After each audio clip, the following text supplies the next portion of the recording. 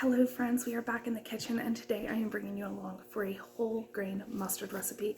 This stuff has zero preservatives, zero anything. It is just wholesome, good ingredients, and it is just one more thing that we get to replace store-bought with homemade. This recipe does take a couple of days to make if you want the full fermentation on it, but I'm telling you, it is absolutely worth it. So the first thing we want to do is soak our mustard seeds. I'm going to be using yellow, brown, and black. The yellow I can find at the store, but the brown and black I could only find on Amazon. I could not find them at a local store. But you want a cup of each. I haven't even used these yet. This is how long I've been needing to make mustard. I'm pretty sure I did. I bought these almost exactly a year ago.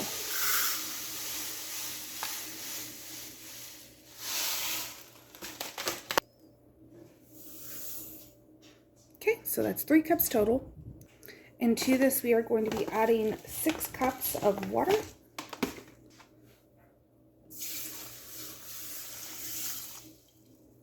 Then 4.5 tablespoons of salt.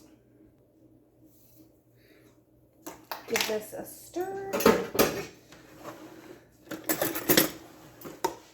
And then this is just going to sit on the counter. We're going to cover it for 2 to 4 hours, which is perfect because I have to go run an errand uptown. So I'm going to let this go while I'm gone, and then we can continue on making our whole grain mustard. All right, so this went honestly for about 5 hours. That's okay. So now we're going to strain this through a fine mesh strainer. You just want to drain all the liquid out, but not lose any of those mustard seeds. All right, everything has been drained. We did not rinse it, we just drained it. So now we're going to add the rest of the ingredients that we need, and then all of this is going in the food processor. So we need 3/4 of a cup of dried mustard, 3/4 of a cup of apple cider vinegar,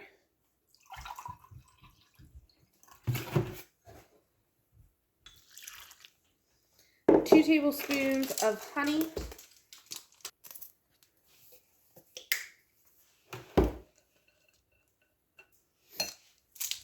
and 4.5 teaspoons of salt. All right, I'm going to take this upstairs, put it through the food processor. All we are doing is blending the ingredients and crushing the mustard seeds. We are not blending it smooth. So this is what it's going to look like whenever you get it just incorporated. Now you can leave it like this, or you can finish off the recipe by adding in 3 tablespoons of fresh thyme. We don't have fresh thyme, so I am just going to do like a 1/2 tablespoon of dry thyme. You could add more if you wanted to add more. You could omit it completely. It is not going to change how you process this. Now that thyme is incorporated, first off, smells phenomenal. We are going to let this sit for 3 days, let it get a nice little ferment going, and then we will finish processing this. Hello, me again. We're not ready yet. Completely forgot to add the garlic powder. So we need 1.5 teaspoons of garlic powder.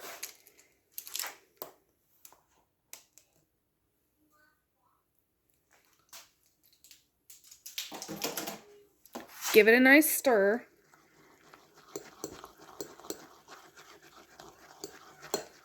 Now it smells even better. Oh, it's going to be so good.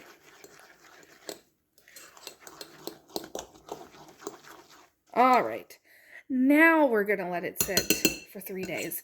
That would have been sinful to forget the garlic powder.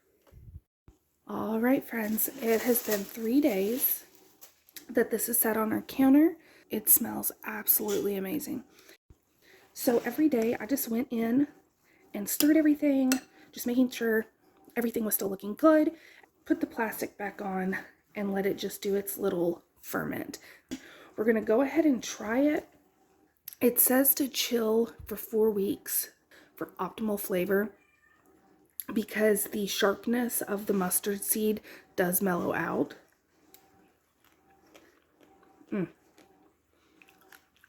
But it's still really good. That is divine.